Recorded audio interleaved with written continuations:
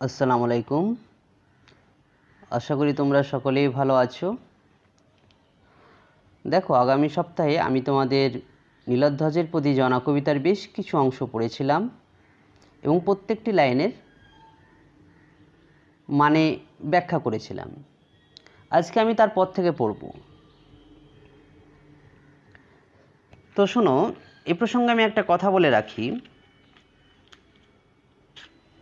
আজকে আমি যেখান থেকে পড়া শুরু করব সেটা সেখান থেকে শেষ পর্যন্ত মহাভারতের বেশ কিছু তোমরা চরিত্র পাবে। সেই চরিত্রের জনা বেশ কিছু তুলনামূলক আলোচনা করেছেন। আলোচনা করার কারণও আছে তার স্বামীর জ্ঞানচক্ষু ফিরিয়ে আনার জন্য, শত্রুকে যেন অতিথিরূপে সেবা না করেন। সেই কারণে মহাভারতের বেশ কিছু চরিত্রের অর্থাৎ অর্জুনের আত্মীয়দের বেশ কিছু চরিত্রের তুলনামূলক আলোচনা করবেন। ভালো খারাপ আলোচনা করতে গিয়ে তিনি বেশ কিছু অশ্লীল ভাষা প্রয়োগ করবেন। যেহেতু তোমাদের পড়ার মধ্যে আছে সেহেতু তোমাদের জানতে হবে এবং শুনতেও হবে। সেই সমস্ত শব্দগুলো আমি মার্জিত ভাষায় বলার চেষ্টা করব, তোমরা একটু বুঝে যাও। তাহলে চলো শুরু করি।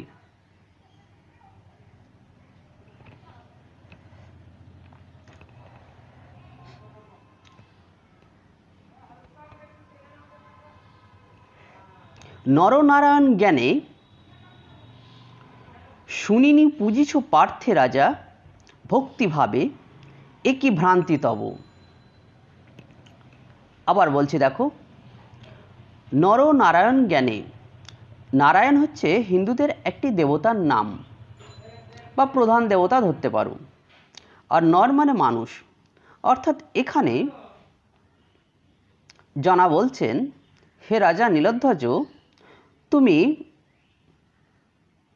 অর্জুনকে, অর্জুন একজন মানুষ, সাধারণ মানুষ, তাকে আপনি নারায়ণ হিসাবে পুজো করছেন। সেই জন্য বলছে নরনারায়ণ জ্ঞানে সেই মানুষরূপী নারায়ণকে তুমি ভাবছো এবং তাকে কি করছো? পুজিছো, অর্থাৎ পুজো করছো। পার্থে রাজা, অর্জুনকে তুমি নারায়ণ ভেবে পুজো করছো। ভক্তিভাবে, পুজো ভক্তি সহকারেই করা হয়, ভক্তি না আসলে পুজো হয় না। তুমিও ঠিক সেরকমভাবেই তাকে পুজো করছো। একই ভ্রান্তি তব, ভ্রান্তি কথার অর্থ হচ্ছে ভুল। এটা সত্যিই তোমার ভুল হচ্ছে। হায় ভোজবালা কুন্তি, বালা শব্দের অর্থ হচ্ছে নারী বা কন্যা। রাজা ভোজের কন্যা হচ্ছে কুন্তি। তাহলে এখানে আমরা একটা চরিত্র পেলাম, কুন্তি চরিত্র। লাইনটি পড়ি, হায় ভোজবালা কুন্তি, কে না জানে তারে শৈরিনী।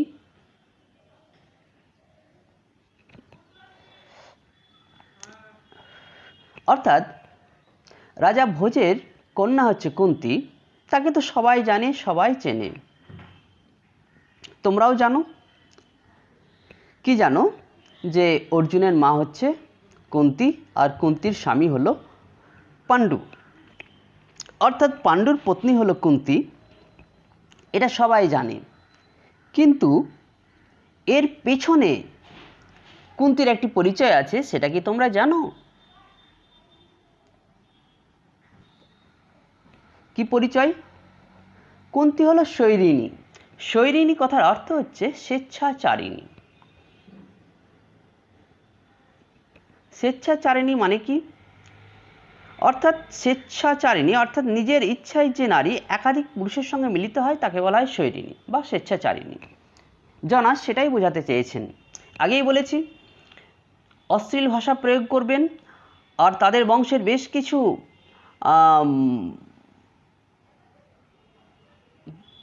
আত্মীয়দের বা পুরুষদের বা নারীদের চরিত্রের তুলনামূলক বর্ণনা তিনি করবেন। সেই প্রসঙ্গে প্রথমেই টেনে নিয়ে আসলেন কাকে? ভোজবালা কুন্তিকে। কুন্তিকে শৈরিনী বলা হচ্ছে কেন? ঘটনা বলতে গিয়ে তোমাদের আগেই বলেছিলাম, কুন্তী কুমারী অবস্থায় সূর্যদেবের সহযোগে তার গর্ভে যে সন্তান আসে তার নাম হচ্ছে কর্ণ, বিবাহের আগে। তাই কুন্তিকে এখানে জানা শৈরিনী বলছেন। তারপরে পড়ছি দেখো, তনয় তার জারজ অর্জুনে, কি গুণে তুমি পুজো রাজরথী নরনারায়ণ জ্ঞানে। তনয় মানে পুত্র। কার পুত্র? আগের চরিত্র পেলাম কুন্তী। কুন্তীর পুত্র হচ্ছে কে? অর্জুন। অর্জুনকে কি বলা হচ্ছে? জারজ। তনয় তার জারজ অর্জুনে, অর্থাৎ কুন্তীর পুত্র হলো অর্জুন, সে হলো জারজ। প্রশ্ন হলো, অর্জুনকে জারজ বলা হচ্ছে কেন? জারজ মানে হচ্ছে যে পুত্র বা যে পুত্রের বা যে কন্যার বা যে সন্তানের পিতৃ এবং মাতৃ পরিচয় ঠিকঠাক থাকে না তাকে বলা হয় জারজ। অর্থাৎ অর্জুনের মা তো আমরা পেলাম, সে হলো কুন্তী, আর পিতা আমরা জানছি তার পিতা হচ্ছে পাণ্ডু। তবু তাকে জারজ কেন বলা হচ্ছে? কারণ আছে। দেখো, আমরা জানছি তার পিতা হচ্ছে পাণ্ডু। পাণ্ডু সম্পর্কে দু চার কথা বলি।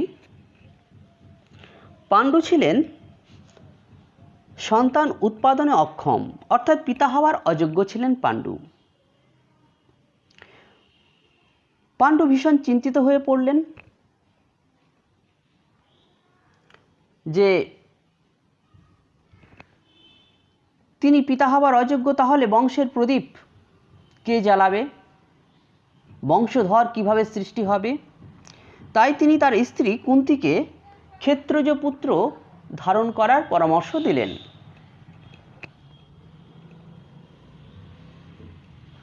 যে আপনি ক্ষেত্রজ পুত্র ধারণ করুন। তখন সেই কুন্তী স্বামী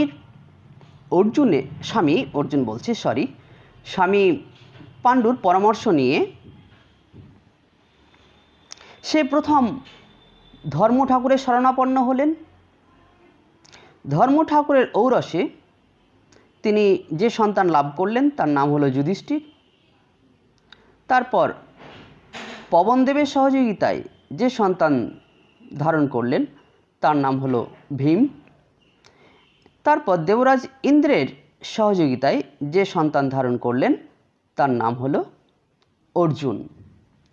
তাহলে আমরা এতক্ষণে বুঝতে পারলাম অর্জুনের প্রকৃত পিতা হলো দেবরাজ ইন্দ্র।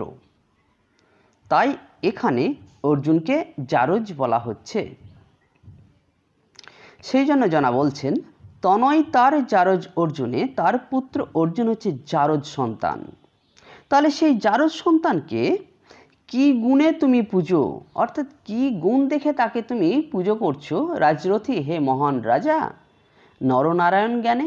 তাকে তুমি একজন সাধারণ মানুষকে তুমি নারায়ণ অর্থাৎ দেবতা হিসাবে কি গুণে তুমি তাকে পুজো করছো? সে তো জারজ সন্তান। রে দারুণ বিধি, হায় রে আমার ভাগ্য, জনা আক্ষেপ করে বলছেন। এ কি লীলা খেলা তোর? ঈশ্বরের খেলাকেই তিনি বলছেন, তোর কি লীলা খেলা, কেমনে বুঝিব কেমনে? হায় ভগবান, হায় ঈশ্বর, আপনার কীরকম বিধি, কীরকম আপনার নিয়ম, আপনার কীরকম লীলা খেলা, সত্যি বোঝা বড় দুষ্কর। একমাত্র পুত্র দিয়া নীলি পুনঃ তারে অকালে।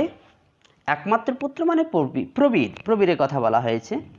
একমাত্র পুত্র আপনি দিয়েছিলেন, তার নাম হচ্ছে প্রবীর। তাকে দিলেন ঠিকই, মায়ের কোল আলো করে তাকে আমার কাছে পাঠালেন ঠিকই। আমার হৃদয় স্নাত হয়ে গেল একমাত্র পুত্র প্রবীরকে পেয়ে। কিন্তু কি করলেন? নীলি পুনঃ মানে পুনরায়, তারে অকালে, তাকে আবার অকালে আমার কাছ থেকে কেড়ে নিলেন, মানে যুবক অবস্থাতেই তাকে আপনি আবার আপনার কাছে ফিরিয়ে নিলেন। সে ভগবানের কাছে, ঈশ্বরের কাছে আক্ষেপ করে কথা বলছেন। আছিল মান তাও কি নাসিলি, অর্থাৎ আমার পুত্রকে নিয়ে যে মান, মর্যাদা, গর্ব, অহংকার ছিল, তাও কি নাসিলি, সেটাকেও আপনি ধ্বংস করে দিলেন, সেটাও আপনি কেড়ে নিলেন, সেটাও আপনি নষ্ট করে দিলেন। জন আক্ষেপ করে তার ঈশ্বরের সঙ্গে মনের মধ্যে কথা বলছেন। নরনারায়ণ পার্থ, হে রাজা নীলধ্বজ, তুমি অর্জুনকে নরনারায়ণ ভাবছো? সত্যি তোমার চিন্তাভাবনা কী রকম তুমি একটু ভেবে দেখো। কুলোটা যে নারী, কুলোটা মানে, কুল মানে বংশ, বংশের যে কলঙ্ক, কুলোটা মানে হচ্ছে বংশের কলঙ্ক। বংশের কলঙ্ক কে এখানে? কুন্তিকে বলা হচ্ছে। বংশের কলঙ্কিনী নারী হচ্ছে কুন্তি। যে নারী বেশ্যা, গর্ভে তার কিহে জন্মিলা আসি ঋষিকেশ, অর্থাৎ যে নারী বংশের কলঙ্কিনী, যে নারী বংশের চরিত্রহীন, বেশ্যা মানে চরিত্রহীন, তার গর্ভে কি, ঋষিকেশ মানে হচ্ছে নারায়ণ বা কৃষ্ণ। অর্থাৎ জানা এটাই বলতে চাইছেন, যে নারী চরিত্রহীন, যে নারী বংশের কলঙ্কিনী, তার গর্ভে কি দেবতা অর্থাৎ বিষ্ণু বা কৃষ্ণ বা নারায়ণ জন্মগ্রহণ করতে পারে? ঋষিকেশ মানে হচ্ছে বিষ্ণু বা নারায়ণ বা কৃষ্ণ। কোনোদিনই জন্মগ্রহণ করতে পারে না, তিনি তার স্বামীকে বোঝাতে চাইছেন। আবার বলছেন, কোন শাস্ত্রে কোন বেদে লেখে কি পুরাণে এ কাহিনী। হে স্বামী, আপনি কোন শাস্ত্রে, কোন বেদে, কোন পুরাণে আপনি পেয়েছেন এই কথা যে অর্জুন হচ্ছে একজন ঋষিকেশ অর্থাৎ নারায়ণ বা কৃষ্ণ? আপনি কোথায় পেয়েছেন? বেদ হচ্ছে হিন্দুদের একটি প্রাচীন গ্রন্থ। বেদের অপর নাম হলো শ্রুতি, কারণ সেই সময়ে বেদকে কানে শুনে মুখস্থ রাখতে হতো, শুনে শুনে মুখস্থ রাখতে হতো বলেই বেদের অপর নাম শ্রুতি। 4টি বেদের কথা বলা হয়েছে, ঋক, সাম, যজু, অথর্ব। যাই হোক, সামনের দিকে আগাচ্ছি, দেখো। তাহলে এবার বলছে আপনি কোথায় পেয়েছেন, কোন বেদে কোন পুরাণে পেয়েছেন? আপনি তো কোথাও পাননি। তাহলে কেউ একজন বলেছে। কে বলেছে? দ্বৈপায়ন ঋষি। পাণ্ডব কীর্তন গান গায়েন সতত। তাহলে আপনাকে কে বলেছে? দ্বৈপায়ন ঋষি বলেছে যে অর্জুন হচ্ছে কৃষ্ণ। কোথাও বেদেও লেখেনি, পুরাণেও লেখেনি, আপনি কোথাও পাননি, তাহলে আপনি শুনেছেন নিশ্চয়ই কারো কাছে। এবার দ্বিতীয় চরিত্র নিয়ে আসলেন, তার নাম হচ্ছেন দ্বৈপায়ন ঋষি। তাহলে কে বলেছে? দ্বৈপায়ন ঋষি বলেছে আপনাকে। দেখো, দ্বৈপায়ন কথার অর্থ হচ্ছে দ্বীপ। দ্বৈপায়ন ঋষি বলা হয়েছে ব্যাসদেবকে। কেন তার নাম দ্বৈপায়ন হলো? দ্বৈপায়ন কথার অর্থ হচ্ছে দ্বীপ। যমুনার কোনো এক দ্বীপে ঋষি ব্যাসদেবের জন্ম হয়, তাই তার নাম দ্বৈপায়ন ঋষি। যমুনার কোনো এক দ্বীপে ঋষি ব্যাসদেবের জন্ম হয়, তাই তার নাম দ্বৈপায়ন ঋষি। এ সম্পর্কে, অর্থাৎ ব্যাসদেবের সম্পর্কে 2-4 কথা বলছি, আর 2টো লাইন এগিয়ে যাই, তারপর তাহলে আরও ক্লিয়ার হয়ে যাবে তার নাম দ্বৈপায়ন কেন হয়েছে। তাহলে জনা বলছেন যে তাহলে আপনি দ্বৈপায়ন ঋষির কাছেই শুনেছেন, কারণ সেই শুধুমাত্র পাণ্ডবদের গান সুকীর্তন সব সময় গেয়ে থাকেন। কে? ব্যাসদেব। পাণ্ডব কীর্তন গান গায়েন সতত, অর্থাৎ পাণ্ডবদের সুনাম, পাণ্ডবরা ভালো, পাণ্ডবরা বীর, এই সমস্ত সব সময় সর্বদা এই কথা বলে থাকে কে? ব্যাসদেব। তাহলে ব্যাসদেবই হয়তো বলেছে অর্জুন হচ্ছে কৃষ্ণ। এর ব্যাসদেব সম্পর্কে বলছে কি দেখো, সত্যবতী সুত ব্যাস বিখ্যাত জগতে, ধীবর জননী পিতা ব্রাহ্মণ, করিলা কাম কেলি লয়ে কোলে ভাতৃবধূদয়ে। আবার পড়ছি দেখো, সত্যবতী সুত, সত্যবতীর পুত্র, সুত মানে হচ্ছে পুত্র, ব্যাস অর্থাৎ সত্যবতী হলো একটি নারী চরিত্র, সেই নারীর সুত মানে পুত্র হলো ব্যাস, অর্থাৎ ব্যাসের মা কে? সত্যবতী। তাহলে সত্যবতী সুত ব্যাস বিখ্যাত জগতে। পাণ্ডবরা মনে করেন সত্যবতীর পুত্র ব্যাস হলো এই জগতের সবচেয়ে শ্রেষ্ঠ বা বিখ্যাত ব্যক্তি। এ প্রসঙ্গ বলি, দেখো সত্যবতী ছিলেন, চেদি বলে একটি রাজ্য আছে, ইতিহাসে তোমরা পড়েছো, চেদি রাজকন্যা ছিলেন সত্যবতী। কিন্তু এই সত্যবতী রাজকন্যা হওয়া সত্ত্বেও তিনি ধীবর দ্বারা পালিত হয়েছিলেন। ধীবর কাকে বলে? যারা মাছ ধরে বেড়ায় তাকে বলা হয় ধীবর, অর্থাৎ জেলে। সত্যবতী চেদি রাজকন্যা হওয়া সত্ত্বেও তিনি ধীবর দ্বারা পালিত হয়েছিলেন, তাই তিনি ধীবর কন্যা।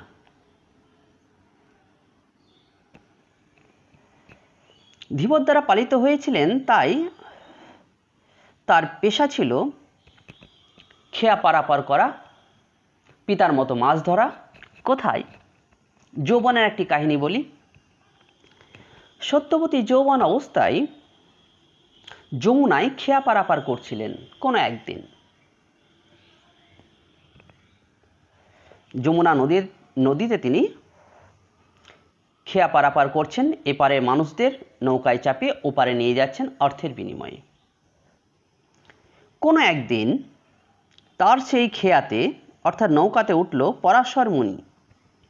তৎকালীন সময়ের এক পরাক্রমশালী মুনি হচ্ছে পরাশর মুনি। সেই পরাশর মুনি তার খেয়াতে যখন উঠল, নৌকা যখন চলতে শুরু করলো, তখন তিনি সে সত্যবতীর রূপ যৌবনে আকৃষ্ট হয়ে তাকে ভালোবেসে ফেললেন এবং তারা দুজনেই নৌকার মধ্যেই তারা মিলিত হলেন। পরাশর মুনি তিনি তার দৈব বলে চারিদিকের সমগ্র পরিবেশকে কুয়াশাচ্ছন্ন করে দিলেন। তারপর সেই সত্যবতীর গর্ভে যে সন্তান এলো, সেই সন্তানই হলো ব্যাসদেব।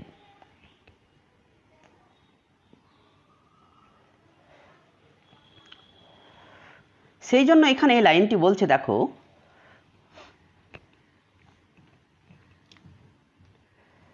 সত্যবতী সুত ব্যাস বিখ্যাত জগতে। সত্যবতীর পুত্র হলো ব্যাস।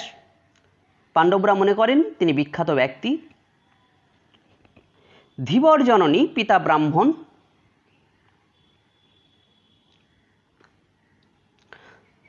তাহলে সত্যবতী কি ছিল? আগে বললাম তিনি ছিলেন ধীবর, ধীবর কন্যা, অর্থাৎ তার মা, জননী মানে মা, ব্যাসের মা ছিলেন ধীবর। পিতা ব্রাহ্মণ, অর্থাৎ তার পিতা হচ্ছে পরাশর মুনি, তিনি ছিলেন ব্রাহ্মণ। তিনি এবার কি করলেন, এর পরবর্তী ঘটনা বলি, দেখো। তাহলে প্রথমে বললাম যৌবন অবস্থায় সত্যবতীর গর্ভে সন্তান এলো, কার ঔরসে? পরাশর মুনির ঔরসে।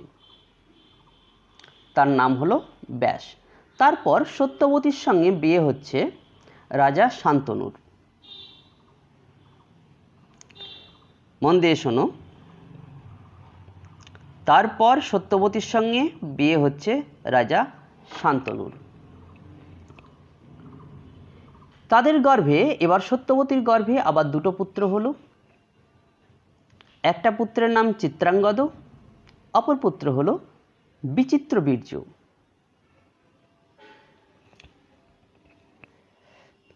তাহলে সত্যবতীর পুত্র সংখ্যা কটা হলো দেখো, ভাবো একটু। প্রথম হলো ব্যাসদেব, তারপরে হলো চিত্রাঙ্গদ, তারপরে হলো বিচিত্রবীর্য।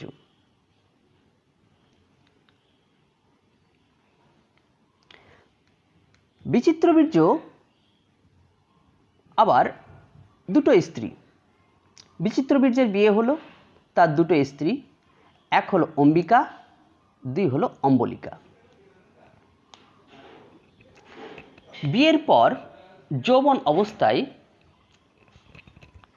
বিচিত্রবীর্য যক্ষা রোগে আক্রান্ত হলেন এবং অকালে মারা গেলেন। তখন তার মা সত্যবতী এবং তার পিতা শান্তনু চিন্তাগ্রস্ত হলেন। তার মা সত্যবতী ভাবলেন তার একমাত্র পুত্র বিচিত্রবীর্য, একমাত্র বলবো না, তার আদরের পুত্র বিচিত্রবীর্যের বিয়ে দিলাম শখ করে, দুটো পত্নী অম্বিকা আর অম্বলিকা, কিন্তু আমার পুত্রই মারা গেল, তাহলে আমাদের এই বৌমার সন্তান আসবে কিভাবে, বংশধর কিভাবে সৃষ্টি হবে?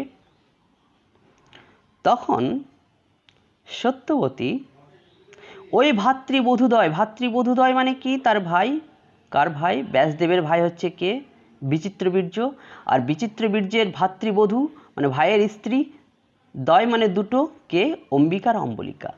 সেই ভাতৃবধূদ্বয়ের সঙ্গে কামকেলি করার জন্য আহ্বান করলেন তার প্রথম পুত্র ব্যাসদেবকে। সেই উদ্দেশ্যে এই লাইনটি বলা হচ্ছে, একটু ভালো করে বোঝার চেষ্টা করুন। সত্যবতী সুত, সত্যবতীর পুত্র ব্যাস, বিখ্যাত জগতে। ধীবর জননী, সত্যবতী হচ্ছে ধীবর, পিতা ব্রাহ্মণ, পরাশরমণি তার পিতা ব্রাহ্মণ। করিলা কামকেলি লয়ে কোলে ভাতৃবধূদ্বয়ে, অর্থাৎ রতিক্রিয়া সম্পন্ন করলো সে কাদের সঙ্গে?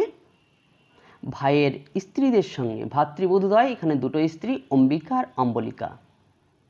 কোন ভাই? বিচিত্রবীর্যের দুটো স্ত্রী অম্বিকা আর অম্বলিকা, তাদের সঙ্গে রতিক্রিয়া সম্পন্ন করল ব্যাসদেব। সেই উদ্দেশ্যে এই লাইনটি বলেছেন জনা। কাকে বলছেন? তার স্বামী নীলধ্বজকে। ধর্মমতি,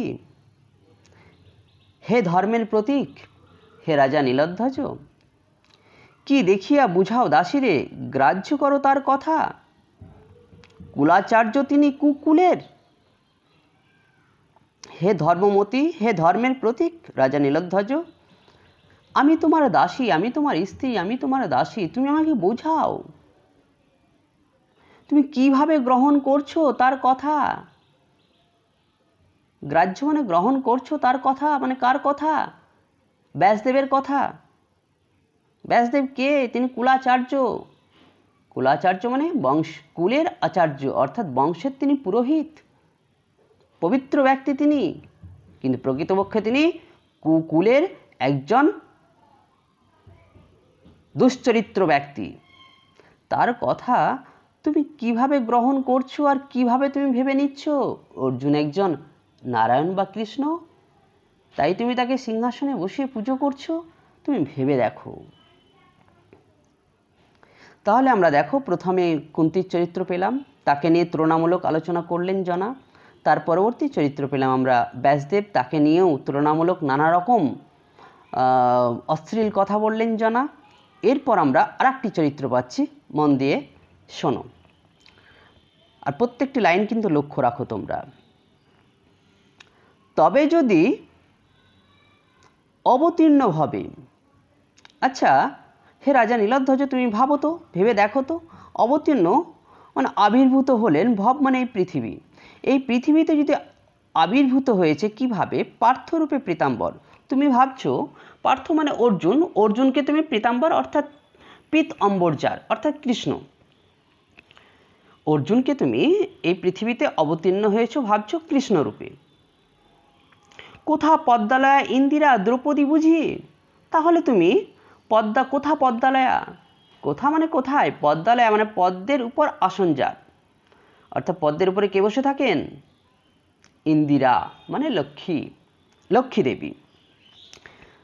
আবার বলছি শোনো, তবে যদি অবতীর্ণভাবে পার্থরূপে পীতাম্বর, আপনি যদি পিতরূপ অম্বর অর্থাৎ অর্জুনকে আপনি যদি ভাবেন এই পৃথিবীতে না, আপনি যদি ভাবেন কৃষ্ণই এই পৃথিবীতে অর্জুন রূপে জন্মগ্রহণ করেছে, তাহলে তো আপনি এটাও ভাবতে পারেন কি অর্জুনের স্ত্রী কি দ্রৌপদী, তাহলে দ্রৌপদী এই পৃথিবীতে অবতীর্ণ হয়েছে কি রূপে? লক্ষ্মী রূপে। অর্জুনকে যদি আপনি কৃষ্ণ ভাবেন তাহলে, বা নারায়ণ ভাবেন, নারায়ণের স্ত্রী কি লক্ষ্মী, তাহলে আপনি দ্রৌপদীকেও লক্ষ্মী ভাবছেন। কোথা পদ্মলয়া ইন্দিরা, পদ্মলয়া মানে পদ্মের উপর আসন যার, ইন্দিরা মানে লক্ষ্মী, দ্রৌপদী, তাহলে আপনি দ্রৌপদীকে ইন্দিরা ভাবছেন, লক্ষ্মী ভাবছেন। আহ মরি কি সতী, শাশুড়ির যোগ্য বধূ, আপনি ভাবছেন আহ কি মরি সতী। সত্যি দ্রৌপদী খুবই সতী সাবিত্রী নারী, শাশুড়ির যোগ্য বধূ। তার শাশুড়িকে,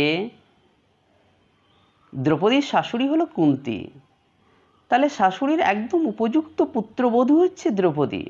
অর্থাৎ শাশুড়ি যেরকম তার বৌমাও সেরকম, শাশুড়ি যেরকম বিবিধ গুণের অধিকারী, তার বৌমা দ্রৌপদীও সেরকম একাধিক গুণের অধিকারী।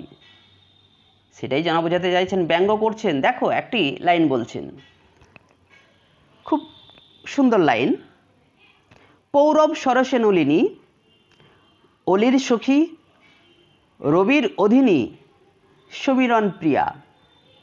পৌরব সরসে মানে পুরু বংশের সরোবরে, তাদের পুরো বংশের নাম হচ্ছে পৌরব বংশ। অর্থাৎ পৌরব বংশের সরসে মানে সরোবর, বড় দিঘি। পুরু বংশের সরোবরে নলিনী মানে একটাই পদ্মফুল, নলিনী কথার অর্থ হচ্ছে পদ্মফুল। পৌরব বংশের সরোবরে বড় দিঘিতে একটাই মাত্র পদ্মফুল ফুটে আছে। সেই পদ্মফুলের সঙ্গে কার কার সম্পর্ক দেখো। অলির সখী, অলি মানে মৌমাছি, মৌমাছির সঙ্গে তার বন্ধুত্ব আছে। রবির অধিনী, অর্থাৎ রবি মানে সূর্য, সূর্য তার উপর কিরণ দেয়। সমীরণ প্রিয়া, সমীরণ প্রিয়া মানে বাতাস, তার সুমিষ্ট গন্ধ তার গাত্র স্পর্শ করে বয়ে নিয়ে যায়। ধিক হাসি আসে মুখে, ভাবি যদি পাঞ্চালীর কথা। জানা বলছেন সত্যি পাঞ্চালী মানে হচ্ছে পাঞ্চাল দেশের রাজকন্যা, অর্থাৎ দ্রৌপদী। দ্রৌপদীর কথা যদি ভাবি তাহলে সত্যি আমার মুখে হাসি আসে। পৌরব সরসে একটাই পদ্মফুল, তার সম্পর্ক হচ্ছে মৌমাছির সঙ্গে, তার সম্পর্ক হচ্ছে রবির সঙ্গে, তার সম্পর্ক হচ্ছে সমীরণ প্রিয়ার সঙ্গে, অর্থাৎ বাতাসের সঙ্গে। জনা এটাই বোঝাতে চেয়েছেন দ্রৌপদী একটি স্ত্রী এবং তার পাঁচটি স্বামীর কথা উল্লেখ করেছেন। তাহলে তোমরা ভেবে দেখো দ্রৌপদী কতই না সতী সাবিত্রী নারী। তাহলে সত্যি সে শাশুড়ির যোগ্য বধূ। জনা তার স্বামীকে বলতে চাইছেন। লোকমাতা রমা কি হে ভ্রষ্টা রমণী, রমা মানে হচ্ছে লক্ষ্মী। তার রাজ্যের লোকেরা দ্রৌপদীকে লক্ষ্মী ভাবেন এবং তাকে লোকে মাতা বলে প্রণাম জানান, কিন্তু আসলে সে কত ভ্রষ্টা রমণী, মানে চরিত্রহীন নারী। ভেবে দেখো তো, তার রাজ্যের লোকেরা তাকে লক্ষ্মী দেবী হিসাবে পুজো করেন, তাকে লোকে মাতা বলেন, কিন্তু প্রকৃতপক্ষে সে হলো ভ্রষ্টা রমণী। জানি আমি কহে লোককুলপতি পার্থ, মিথ্যা কথা নাথ বিবেচনা করো, সূক্ষ্ম বিবেচক তুমি বিখ্যাত জগতে। জানা বলছেন, হে স্বামী আমি জানি লোকে এই অর্জুনকে রথি কুলপতি বলে, মানে শ্রেষ্ঠ বীর বলে, তাদের বংশের শ্রেষ্ঠ বীর বলে, সেটা আমি জানি। কিন্তু নাথ, হে স্বামী, তুমি সূক্ষ্ম বিবেচক, তুমি সুন্দর বিবেচনা করতে পারো, তুমি একবার তীক্ষ্ণ দৃষ্টি দিয়ে বিবেচনা করে দেখো তো এটা সত্যি কি না, অর্জুন কি সত্যিই বীর, তুমি একটু বিবেচনা করে দেখো তো। এবার অর্জুনের বীরত্বের কিছু নমুনা দিচ্ছেন, সেটা শোনো। প্রথম নমুনা কি দিলেন? ছদ্মবেশে লক্ষ্য রাজে চলিল দুষ্মতি। দুষ্মতি মানে খারাপ বুদ্ধি সম্পন্ন ব্যক্তিকে বলা হয় দুষ্মতি। তাহলে অর্জুন খারাপ বুদ্ধি নিয়ে, খারাপ ছল চাতুরতা নিয়ে কি করলো? ছদ্মবেশে 1,00,000 রাজপুত্রদের কি করলো? ঠগালো, প্রতারণা করলো। কোথায়? স্বয়ংবরে। স্বয়ংবর সভার, অর্থাৎ দ্রৌপদীকে যে স্বয়ংবর সভায় তিনি জয়লাভ করেছিলেন সেখানে অসংখ্য রাজপুত্র ছিল। 1,00,000 রাজপুত্রকে তিনি স্বয়ংবর সভায় কী করলো, তাদের সঙ্গে ছলনা করলো। অর্থাৎ এখানে পঞ্চপাণ্ডবরা ছদ্মবেশ ধারণ করেছিল, ব্রাহ্মণের ছদ্মবেশ নিয়েছিল। সবাই ক্ষত্রিয় হিসাবে গিয়েছিল, কিন্তু তারা ব্রাহ্মণ হিসাবে ছদ্মবেশ ধারণ করে সে স্বয়ংবর সভায় অংশগ্রহণ করে স্বয়ংবর সভায় জয়লাভ করে দ্রৌপদীকে গৃহে নিয়ে এসেছিল, পত্নী হিসাবে বরণ করে গৃহে ফিরিয়ে নিয়ে এসেছিল। তাই জনা সেটাই বলতে চাইছেন। তাহলে অর্জুন দেখো কীরকম ছল চাতুরতার শিকার হয়েছিল, বা কীভাবে ছল চাতুরতা অবলম্বন করে স্বয়ংবর সভায় অসংখ্য রাজপুত্রকে ছলনা করে প্রতিযোগিতায় জয়লাভ করে ওই দ্রৌপদীকে পত্নী হিসাবে গ্রহণ করেছিল। তাহলে সেটা কি বীরের কাজ? কখনো না। যথাসাধ্য কে জুঝিল, মানে কে বুঝতে পারলো, কহ ব্রাহ্মণ ভাবিয়া তাকে ব্রাহ্মণ ভাবিয়া সবাই তাকে ব্রাহ্মণ ভেবে নিল। কোন ক্ষত্ররথী সেই সংগ্রামে? বলছে এখানে অসংখ্য বীর ক্ষত্ররথী ছিল, বীর যোদ্ধা ছিল, কিন্তু কেউ তাকে ভাবতেই পারলো না সেও একজন বীর, সে একজন ক্ষত্ররথী। সবাই তাকে ভাবলো যে সে একজন ব্রাহ্মণ। তাহলে সেটা কি তার উচিত কাজ হয়েছিল এরকম ছদ্মবেশ ধারণ করা? না, উচিত কাজ হয়নি। রাজদলে 23 জিতিল, মানে তাই অসংখ্য রাজপুত্রদের মাঝে সবার মাঝে সে জয়লাভ করলো। তারপরে আর একটা উদাহরণ দিচ্ছে দেখো, দহিল খাণ্ডব দুষ্ট কৃষ্ণের সহায়ে। দহিল মানে দহন করলো, খাণ্ডব একটি অরণ্যের নাম, একটি বনের নাম হলো খাণ্ডব। দেবরাজ ইন্দ্রের প্রিয় একটি অরণ্য ছিল, যে অরণ্যটি যমুনার তীরে অবস্থিত, তার নাম ছিল খাণ্ডব। সেই খাণ্ডব অরণ্যকে দহিল দহন করলো, পুড়িয়ে ফেললো। কে জানো? এই অর্জুন। কার সহযোগিতায়? দুষ্ট কৃষ্ণের সহযোগিতায় সে এই সুন্দর অরণ্য খাণ্ডব পুড়িয়ে ছারখার করে দিল। তাহলে কতই না সে বড় পাপী। এ প্রসঙ্গে একটা কথা বলি দেখো,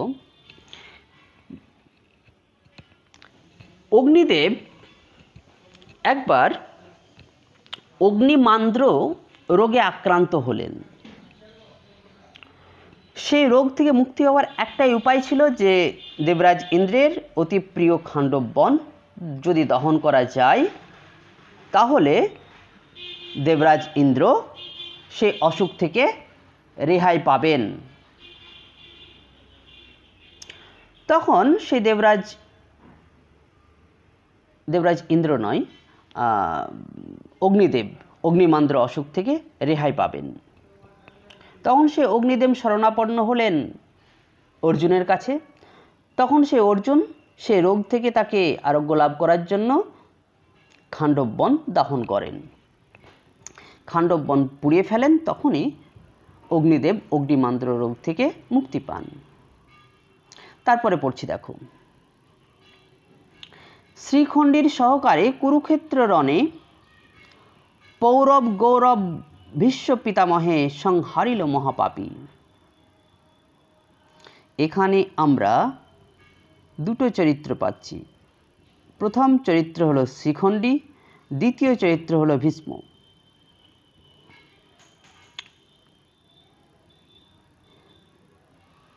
লাইনটির মানে আগে বলি, শোনো।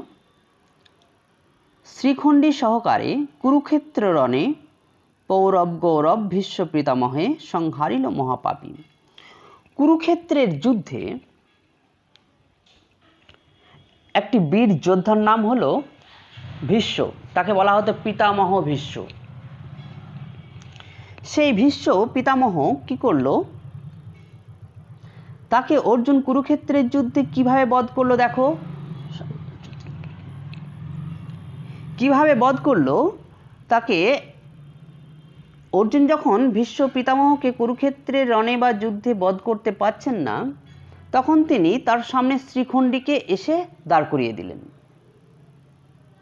শ্রীখণ্ডীকে দেখা মাত্র পিতামহ ভীষ্ম তার হাতের অস্ত্র ত্যাগ করলেন সেই অবসরে তৎক্ষণাৎ অর্জুন তাকে তীর নিক্ষেপ করে রণক্ষেত্রে বধ করলেন, পিতামহ ভীষ্মকে। এবার আমি বলি ভীষ্মের একটু পরিচয় দিই, আর পরিচয় দিই তোমার শ্রীখণ্ডীর একটু পরিচয় দিই, তবে তোমরা বুঝতে পারবে। ভীষ্মকে দেখো, আমি রাজা শান্তনুর নাম বলেছি তোমাদের। রাজা শান্তনুর স্ত্রী হচ্ছে সত্যবতী। দেখো, সত্যবতীর যেমন প্রথমে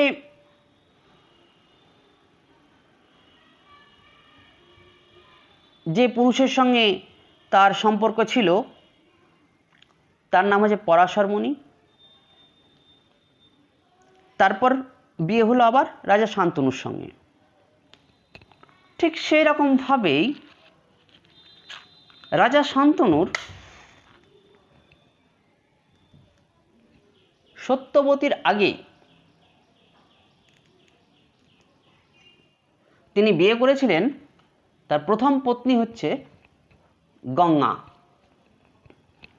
মন দিয়ে শোনো। তাহলে রাজা শান্তনুর প্রথম পত্নী হচ্ছে গঙ্গা, তার সঙ্গে তার বিয়ে হয় এবং যে সন্তান লাভ করেন তার নাম হলো ভীষ্ম। তারপর রাজা শান্তনু বেশ কয়েক বছর অতিবাহিত হওয়ার পর তিনি আবার পুনরায় বিয়ে করলেন সত্যবতীকে। তাহলে রাজা শান্তনুর প্রথম পুত্রের নাম হচ্ছে ভীষ্ম বা ভীষ্ম, যেটাই বলবে। তিনি যখন দেখলেন তার পিতা আবার বিয়ে করলেন, তখন তিনি মনের শোকে, রাগে, দুঃখে প্রতিজ্ঞা করে বসলেন। কি প্রতিজ্ঞা? যে তিনি যৌবনে বা কোনো দিন, জীবনে কোনো দিন বিবাহ করবেন না, অর্থাৎ তিনি চিরকুমার থাকবেন। কে? ভীষ্ম।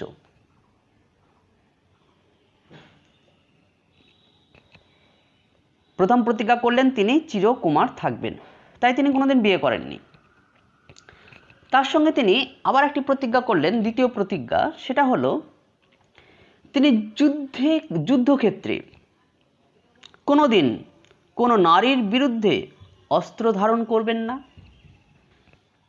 বা কোনো নং পুরুষের বিরুদ্ধে অস্ত্র ধারণ করবেন না। নং পুরুষ কাকে বলা হয়?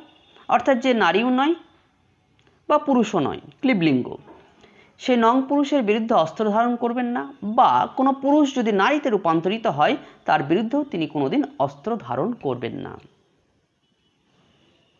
এই ভীষণ তিনি প্রতিজ্ঞা করেছিলেন এবং সেটা তিনি পালনও করেছিলেন। এই প্রতিজ্ঞার কথা কুরুক্ষেত্রের যুদ্ধে মনে পড়ে গেল কার? অর্জুনের। অর্জুন যখন পিতামহ ভীষ্মকে যুদ্ধক্ষেত্রে পরাজিত করতে পারছেন না, তখন তার স্মৃতিপটে উদয় হলো তার প্রতিজ্ঞার কথা। কি? যে তিনি কোনো নং পুরুষের বিরুদ্ধে অস্ত্র ধারণ করবেন না। তখন তিনি তার সামনে এসে হাজির করলেন শ্রীখণ্ডীকে। তাহলে আমরা বুঝতে পারছি শ্রীখণ্ডী হচ্ছে একটি নং পুরুষ।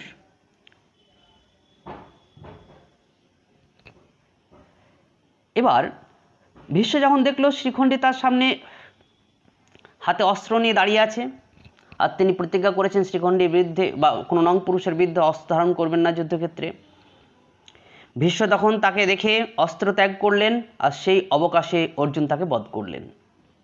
এবার শ্রীখণ্ডীর একটু পরিচয় দিয়ে দেখো। আগেই বলেছি রাজা শান্তনুর প্রথম পুত্র হলো ভীষ্ম, তারপরে আবার দুটো পুত্র হলো, এক হচ্ছে চিত্রাঙ্গদ, দুই হলো বিচিত্রবীর্য। সত্যবতীর সঙ্গে যখন বিয়ে হলো তখন ভীষ্ম তো কোনোদিন বিয়ে করেনি, সে চিরকুমার ছিল। কিন্তু সে কি করলো? সে তার ভাই বিচিত্রবীর্যের বিয়ে দেওয়ার জন্য অম্বা, যার নাম অম্বিকা, বিচিত্রবীর্যের দুটো পত্নী অম্বিকা আর অম্বলিকা, সেই অম্বাকে সে অপহরণ করলো তার ভাই বিচিত্রবীর্যের সঙ্গে বিয়ে দেবার জন্য। অম্বাকে যখন অপহরণ করলো তখন অম্বার বিয়ে ঠিক হয়ে গেছে। পার্শ্ববর্তী রাজা সালবর সঙ্গে তার বিয়ের কথাবার্তা সম্বন্ধ প্রায় ঠিক হয়ে গেছে। সেই সময়ে ভীষ্ম কী করলো? অম্বাকে অপহরণ করলো। অপহরণ করে তার কাছে নিয়ে চলে এলো। অম্বা তার পুরো কাহিনী যখন খুলে বলল যে তার বিয়ে ঠিক হয়ে গেছে, তাকে ফিরিয়ে দেওয়া হোক, তখন ভীষ্ম তাকে আবার ফিরিয়ে দিল। কিন্তু সেই রাজা শাল্ব কিন্তু তাকে আর গ্রহণ করলেন না, কারণ সে ভীষ্ম দ্বারা অপহৃত হয়েছেন বলেই। তখন সেই নারী অম্বা মনের জ্বালা, মনের শোকে প্রাণ বিসর্জন দিতে যাবেন। তখন দৈববাণী হলো কি? তিনি শুনতে পেলেন, তিনি জানতে পারলেন, বুঝতে পারলেন যে পরবর্তী প্রজন্মে, পরের জন্মে সে পিতামহ ভীষ্মের মৃত্যুর কারণ হয়ে দাঁড়াবেন। এই কথা শুনে সে খুশি হলো এবং স্বেচ্ছায় যমুনার তীরে চিতা সাজিয়ে প্রাণ বিসর্জন দিলেন।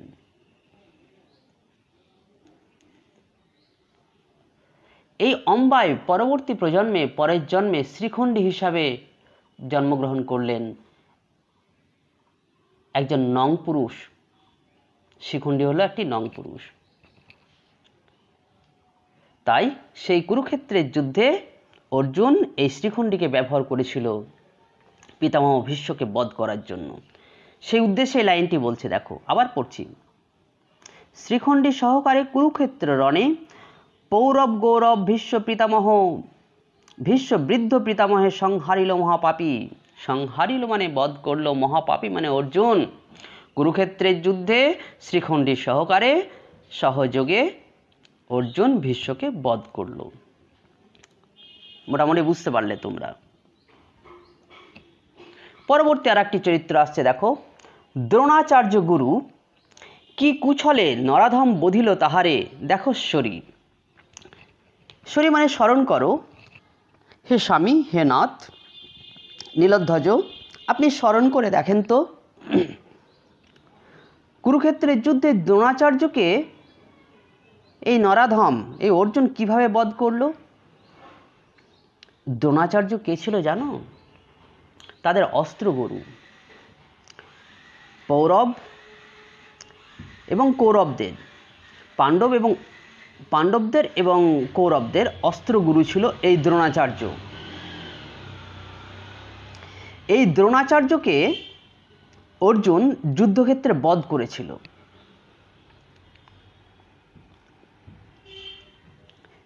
যে দ্রোণাচার্যর কাছে অস্ত্র শিক্ষা করেছিল এই অর্জুন, তাকেও সে বধ করতে ছাড়েনি কুরুক্ষেত্রের যুদ্ধে।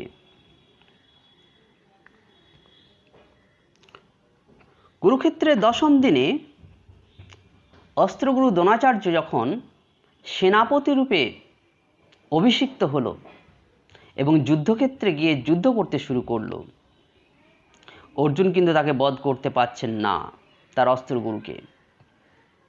তখন একটি ছল চাতুরতা অবলম্বন করলো তাদের জ্যেষ্ঠ ভ্রাতা যুধিষ্ঠির, যাকে বলা হয় সত্যের প্রতীক, সত্যবাদী যুধিষ্ঠির। তিনি একটি বাক্য উচ্চারণ করলেন। কি বাক্য? বাক্যটা হচ্ছে এটাই, অশ্বত্থমা রণে হত, আস্তে করে বললেন ইতি গজ।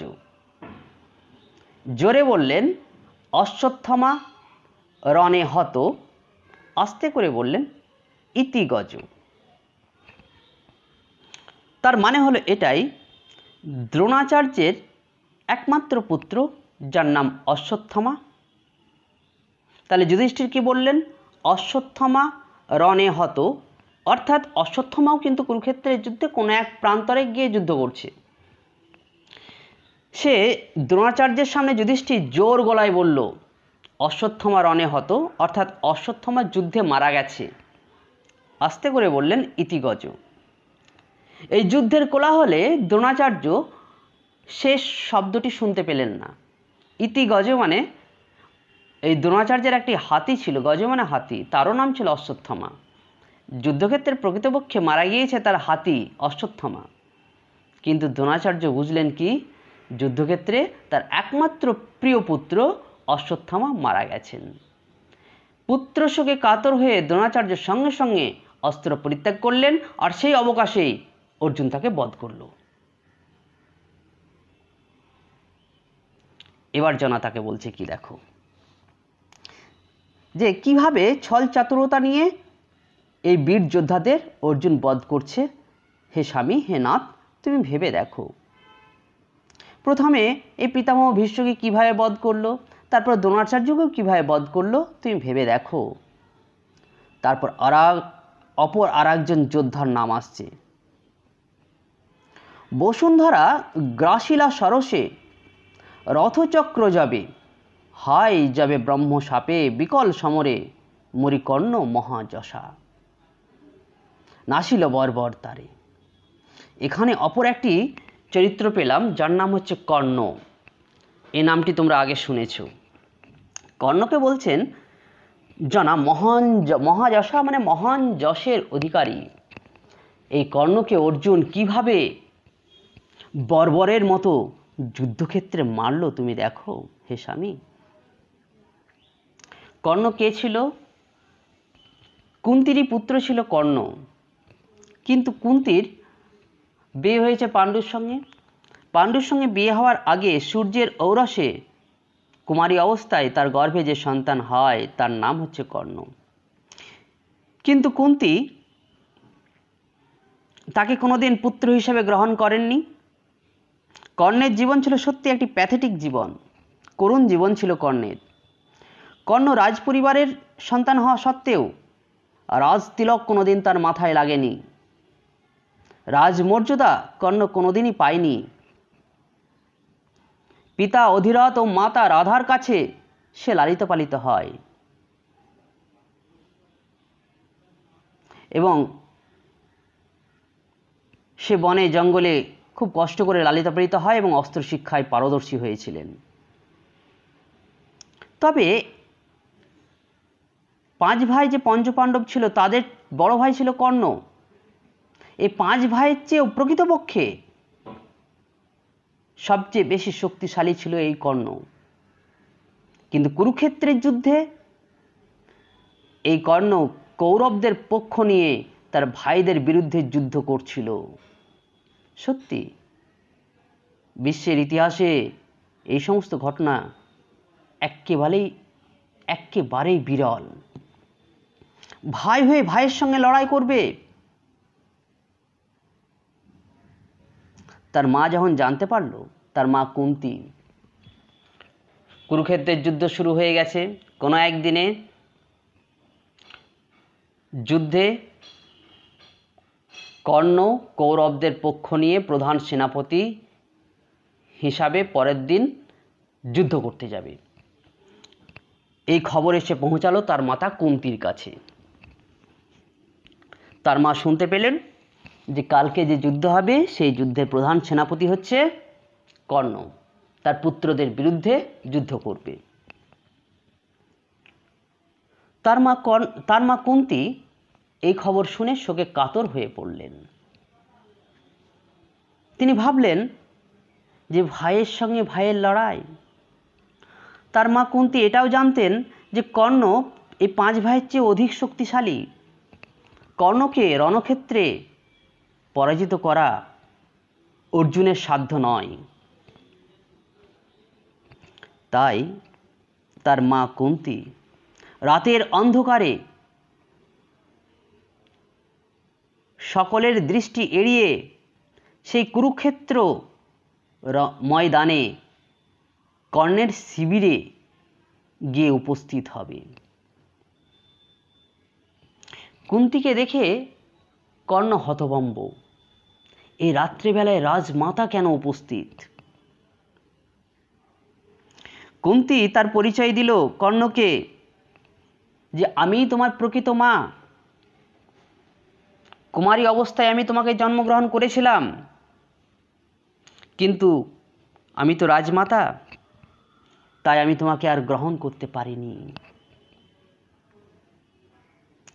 এই কথা শুনে কর্ণের কোনো আক্ষেপ নেই, দুঃখও নেই, কিন্তু তার মা তার কাছে একটি আবদার করে বসলো। কি আবদার?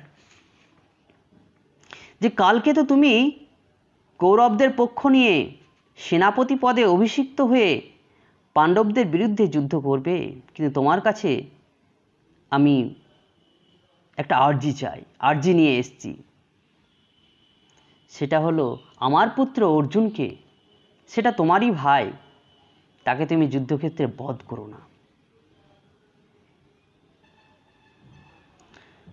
কর্ণ তার মাকে প্রতিজ্ঞা করল যে আপনার কথা আমি অক্ষরে অক্ষরে পালন করব, আপনি আমার মা, আপনি যে আশা নিয়ে আমার কাছে এসছেন আমি আপনার আশা রাখব। এটা হলো যুদ্ধের আগের রাতের ঘটনা। পরের দিন সকাল হলো। পঞ্চপাণ্ডবরা কিন্তু জানতো যে আজকের যুদ্ধে যে সেনাপতি হয়ে আসছে সে হলো কর্ণ। কর্ণকে যুদ্ধক্ষেত্রে পরাজিত করা তো দূরের কথা, তাকে বধ করা তো দূরের কথা, তাকে পরাজিতও করতে পারবো না আমরা, কিন্তু তাকে তো পরাজিত করতেই হবে। তার পিতা ছিল, কর্ণের পিতাকে সূর্য। সূর্য তাকে একটি কবচ কুণ্ডল দিয়েছিল। আমরা কথায় শুনেছি দাতা কর্ণ, দানবীর কর্ণ, কিন্তু আমরা কি জানি কর্ণ কেন দাতা?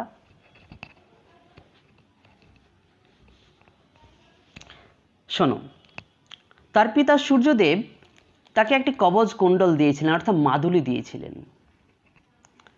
সেই মাদুলির মাহাত্ম্য ছিল এটাই, তার হাতে যতক্ষণ পর্যন্ত এই মাদুলি অর্থাৎ এই কবচ থাকবে ততক্ষণ পর্যন্ত কোনো বীর যুদ্ধক্ষেত্রে তাকে বধ বা পরাজিত করতে পারবে না। সেই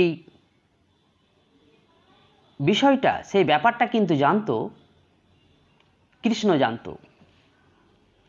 আর কুরুক্ষেত্রের যুদ্ধে আমি বলেছি অর্জুনের রথের সারথি হচ্ছে কৃষ্ণ। তাই তারা পরের দিন সকালবেলায় সেই কৃষ্ণ ব্রাহ্মণ বেশে একটি ভিখারির বেশ ধারণ করলো এবং সে কর্ণের শিবিরে এসে উপস্থিত হলো এবং ভিক্ষা চাইল। কর্ণ কি করল? তার কাছে যা ছিল, প্রথমে ভিখারিকে সাধারণত আমরা কি দিয়ে থাকি? খাবার, সেটাই সে দিতে চাইল, কিন্তু কৃষ্ণ বেশি ওই ভিখারি সেটা সে নিতে চাইল না। শেষ পর্যন্ত বলল যে আমি তোমার কাছে একটা জিনিস নিতে এসেছি, তুমি কি সেটা দিতে পারবে? কর্ণ বলল আপনি কি চান বলুন? বলো আমি তোমার কবচ কুণ্ডলটি চাই, অর্থাৎ তোমার মাদুলিটি আমি চাই, তুমি কি আমাকে ভিক্ষা দিতে পারবে? কর্ণ দেখলেন একজন ভিখারি তার দ্বারে এসছে ভিক্ষা চাইতে, তাকে আমি ফিরিয়ে দেব? তিনি চরম সাহসিকতার সহিত নির্দ্বিধায় তার এই কবচ কুণ্ডলটি হাত থেকে খুলে সেই ভিখারি রূপ কৃষ্ণকে দিয়ে ফেললেন। কৃষ্ণ সেটা নিয়ে চলে এলো। কর্ণ জানে যে তার হাত থেকে যদি কবচ কুণ্ডলটি সে খুলে ফেলে তাহলে সে যুদ্ধক্ষেত্রে নিশ্চিত সে পরাজিত হবে বা মারা যাবে, কিন্তু মৃত্যুকে সে ভয় করল না। সে দাতার মতো নিজের জীবনকে উৎসর্গ করে দিল অপরের হাতে। সেই উদ্দেশ্যে আমরা কর্ণকে দাতা কর্ণ বলে থাকি। আরেকটি ঘটনা বলি। এই কর্ণ যখন অস্ত্র শিক্ষা করছিলেন তখন অসতর্কতাবশত বা কোনো একদিনে ভুলবশত এক ব্রাহ্মণের এক গাভীকে তীর নিক্ষেপ করে তিনি মেরে ফেলেন। তখন সেই ব্রাহ্মণ তাকে একটি অভিশাপ দিয়েছিল। কেন? যে তুমি আমার এই শখের গাভীকে বধ করলে, মেরে ফেললে। কিন্তু কর্ণ ইচ্ছাকৃতভাবে করেননি, ভুলবশত অস্ত্র শিক্ষা করতে গিয়ে তিনি এটা করে ফেলেছিলেন। তো সেই ব্রাহ্মণ তাকে অভিশাপ দিয়েছিল যে তোমার যুদ্ধক্ষেত্রে মেদিনী গর্ভে রথের চাকা, যখন মেদিনী গর্ভে চলে যাবে তখন তুমি শত্রুর হাতে নিহত হবে এবং মারা যাবে। সেই ব্রাহ্মণের অভিশাপটি সত্যি সত্যি কুরুক্ষেত্রের যুদ্ধে ফলপ্রসূ হয়েছিল। এবার লাইনটি পড়ি, তোমরা বুঝতে পারবে। দেখো, বসুন্ধরা গ্রাসিলা সরসে, বসুন্ধরা মানে হচ্ছে পৃথিবী, গ্রাসিলা মানে গ্রাস করলো, সরসে মানে প্রচণ্ড রাগের সহিত, রথচক্র যাবে মানে রথের চাকা যখন এই পৃথিবী তার নিজের গর্ভে টেনে নিচ্ছিল, যাবে ব্রহ্মসাপে বিকল সমরে, ওই ব্রাহ্মণ যে সাপ দিয়েছিল, অভিশাপ দিয়েছিল যুদ্ধক্ষেত্রে, মরি কর্ণ মহান যশা, অর্থাৎ মহান যশের অধিকারী কর্ণকে এই ব্রাহ্মণ যে সাপ অভিশাপ দিয়েছিল, সেই অভিশাপ ফলপ্রসূ হয়েছিল কখন? কুরুক্ষেত্রের যুদ্ধে। কি অভিশাপ দিয়েছিল? মেদিনী গর্ভে তার রথের চাকা গ্রথিত হয়ে যাবে, অর্থাৎ মেদিনী গর্ভ রথের চাকা গ্রাস করে নেবে। ঠিক সেটাই ঘটল। যুদ্ধ করতে করতে রথের চাকা যখন এই ভূগর্ভ অর্থাৎ পৃথিবী তার নিচের দিকে টেনে নিচ্ছে, তখন কর্ণ কী করলো? অস্ত্র পরিত্যাগ করে সে রথের চাকাকে মাটি থেকে টেনে তোলার চেষ্টা করছে। আর সেই অবকাশে অর্জুন নিরস্ত কর্ণকে বধ করে ফেলল। তাহলে হে স্বামী, হে নাথ, হে প্রাণনাথ, তুমি ভেবে দেখো তো, কর্ণকে তুমি বলছো মহান যশের অধিকারী, মহাবীর, মহাশক্তিশালী বলে তুমি সিংহাসনে বসিয়ে তাকে পুজো করছো। তুমি ভেবে দেখো তো পিতামহ ভীষ্মকে কীভাবে সে বধ করলো। তুমি ভেবে দেখো তো অস্ত্রগুরু দ্রোণাচার্যকে কীভাবে বধ করলো। তুমি ভেবে দেখো তো মহান যশের অধিকারী, মহান শক্তিশালী বীর কর্ণকে সে কীভাবে বধ করলো। তাহলে তুমি বলো, মহারথী প্রথা কি হে এই মহারথী? Most important line. মহারথী প্রথা মানে মহান যে বীর যোদ্ধা, তার নিয়ম কি এটাই? এটাই কি মহান বীরের ধর্ম? একজন মহান বীর হয়ে অপর বীরের সঙ্গে কি এটা করা উচিত? এটাই কি মহান বীরের ধর্ম বা উচিত কাজ? হে রাজা নীলধ্বজ, তুমি ভেবে দেখো। আনায় মাঝারে, আনায় মানে ফাঁদ, ফাঁদের মাঝে, আনি মৃগেন্দ্রে, মৃগেন্দ্রে মানে পশুরাজ সিংহকে বলা হচ্ছে মৃগেন্দ্রে, কৌশলে বধে ভীরুচিত ব্যাধ, অর্থাৎ যে কোনো ব্যাধ পশুরাজ সিংহকে ফাঁদে ফেলে তাকে বধ করতে পারে। এটা যে কোনো ব্যাধই করতে পারে, সাহসী ব্যাধও করতে পারে আর ভীরু ব্যাধও করতে পারে।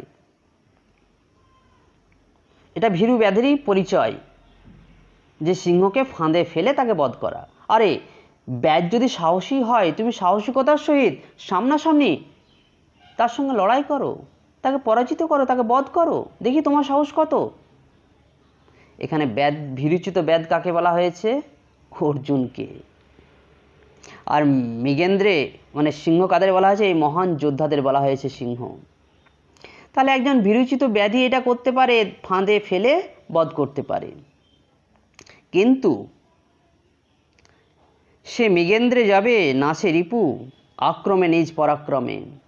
কিন্তু এই মৃগেন্দ্রে মানে পশুরাজ সিংহ যখন কাউকে আক্রমণ করে, তখন সে নিজ শক্তি, নিজ আক্রমণে, নিজ তেজে, নিজ ক্ষমতায় সে সামনাসামনি আক্রমণ করে। সে ছল, কলা কৌশল, চাতুরতা কিচ্ছু অবলম্বন করে না। এটাই হচ্ছে প্রকৃত বীরের ধর্ম। যারা বীর হয় তারা সামনাসামনি প্রকাশ্যে আক্রমণ করে, আর যারা ভীরু কাপুরুষ হয় তারা এরকম ফাঁদ পেতে চুপ করে বসে থাকে, কখন ফাঁদে পড়বে আর কখন তাকে বধ করব। সে ভীরু কাপুরুষ হচ্ছে তোমার এই অর্জুন, যাকে তুমি সিংহাসনে বসিয়েছ। তাহলে তোমরা মোটামুটি বুঝতে পারছো কি না জানো তুমি রাজা? হে রাজা, তুমি কি জানো? কি কব তোমারে, তোমাকে আর কি বলবো বলো? জানিয়া শুনিয়া তব কি ছলেনে ভুল, আত্মশ্লাঘা মহারথী। আত্মশ্লাঘা মানে মনের গৌরব, নিজের গৌরব। হে মহারথী, হে মহান বীর, তুমি কি শুনে আর কি জেনে নিজের গৌরব তার সামনে তুমি সব কিছু বিলীন করে দিচ্ছ। অর্জুনের সামনে তুমি তোমার নিজের সমস্ত গৌরব, মান, সম্মানকে সব কিছু নষ্ট করে দিচ্ছ কেন? তুমি তো সব জানলে অর্জুন কীরকম কাপুরুষ, কীরকম ভীরু, আর কীরকম চরিত্রের লোক, তার মা কীরকম চরিত্র, তার পিতা কীরকম চরিত্র, তার স্ত্রী কীরকম চরিত্র, তারপরও তুমি তাকে এরকম কাজ করছো। সত্যি তোমাকে আর কি বলবো বলো, কিছু বলার নেই। হাই যে কি পাপে রাজ শিরোমণি রাজা নীলধ্বজ আজি নত শির, হে বিধাতা পার্থের সমীপে। যেন আক্ষেপ করে বলছেন, হে রাজা নীলধ্বজ, আপনি কি পাপ করেছেন তাই তাই আপনি মাথা নত করে আপনার পার্থ অর্থাৎ অর্জুনের সামনে মাথা নত করে আপনি বসে আছেন? আপনি কোনো পাপ করেছেন? আপনি কোনো ভুল করেছেন? হায় যে কি পাপে রাজ শিরোমণি রাজা নীলধ্বজ, আমার মহেশ্বরপুরীর শ্রেষ্ঠ বীর রাজা নীলধ্বজ কি এমন পাপ করেছে? নতশির মানে মাথা নিচু করে আছেন পার্থের সমীপে, মানে অর্জুনের সামনে। এটা আপনার ঠিক না। কোথা বীর ধর্ম, কোথা বীর দর্প, তব মান দর্প কোথা? অর্থাৎ কোথায় আপনার বীরের অহংকার, কোথায় আপনার মান সম্মানের অহংকার? কোথায় গেল আপনার মান সম্মান, কোথায় গেল আপনার বীরের ধর্ম? সব কিছু বিসর্জন দিয়ে আপনি তার সামনে মাথা নিচু করে বসে আছেন। এবার একটা সুন্দর লাইন বলছে, দেখো, চণ্ডালের পদধূলি ব্রাহ্মণের ভালে। আপনি একজন চণ্ডালের পদধূলি মানে পায়ের ধুলো আপনি নিচ্ছেন, আপনি একজন ব্রাহ্মণ হয়ে আপনি আপনার ভালে মানে কপালে, আপনি আপনার কপালে এই চণ্ডালের পদধূলি স্পর্শ করছেন। চণ্ডাল বলা হয়েছে অর্জুনকে, আর ব্রাহ্মণ হচ্ছেন আপনি রাজা নীলধ্বজ। আপনি হচ্ছেন একজন ব্রাহ্মণ। আপনি ব্রাহ্মণ হয়ে এই চণ্ডাল রূপ অর্জুনের চরণধূলি আপনি আপনার ভালে মানে আপনি কপালে স্পর্শ করছেন। এটা কি ঠিক কাজ? ঠিক নয়। দেখো এবার দুটো কম্পেয়ার বলছে, তুলনা করছে কার সঙ্গে। তুলনা দুটো খুব সুন্দর, একটুকু বোঝার চেষ্টা করবে তোমরা। কুরঙ্গীর অশ্রুবাড়ি নিভাই কি কভু দাবানলে।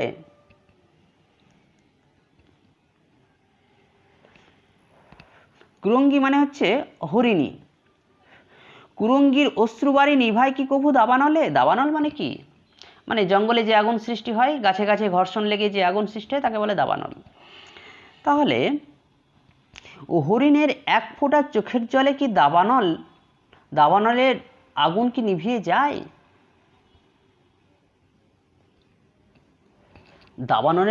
দাবানলের আগুন কিন্তু বৃহৎ আগুন, আগুনের লেলিহান শিখা চরম। সেই লেলিহান শিখায় হরিণের এক ফোঁটা চোখের জল। হরিণী কেন বলা হয়েছে এখানে? পশুদের মধ্যে সর্বাপেক্ষা সুন্দর এবং শান্ত স্বভাবের একটি পশু হলো হরিণ। এখানে হরিণী হচ্ছে জনা। জনা বলছে, আমার এক ফোঁটা চোখের জলে কি আমার হৃদয়ের যে দাও দাও আগুন জ্বলছে, পুত্র শোকে কাতর হয়ে আমার হৃদয়ের যে আগুন জ্বলছে, সেই আগুন কি এক ফোঁটা চোখের জলে শান্ত হবে? এক ফোঁটা চোখের জলে কি স্নাত হবে, শীতল হবে বলো? হবে না। তাই এই উপমাটি দিয়েছেন, কুরঙ্গীর অশ্রুবাড়ি নিভাই কি কভু দাবানলে। অর্থাৎ দাবানলের এই বিশাল আগুন কি হরিণের এক ফোঁটা চোখের জলে নিভে যাবে? কখনো নেভাবে না।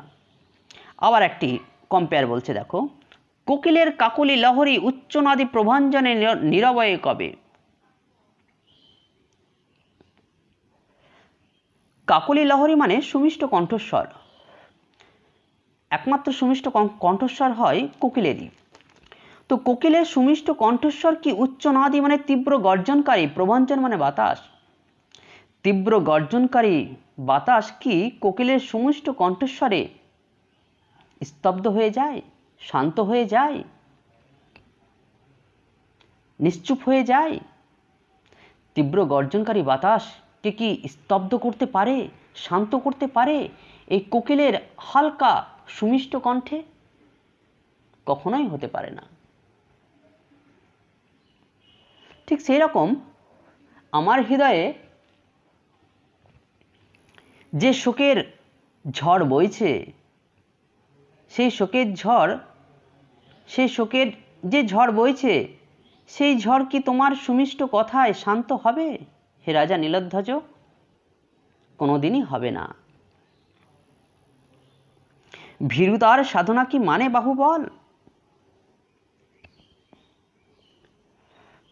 হে মহান রাজা, হে অসীম ক্ষমতাশালী রাজা নীলধ্বজ,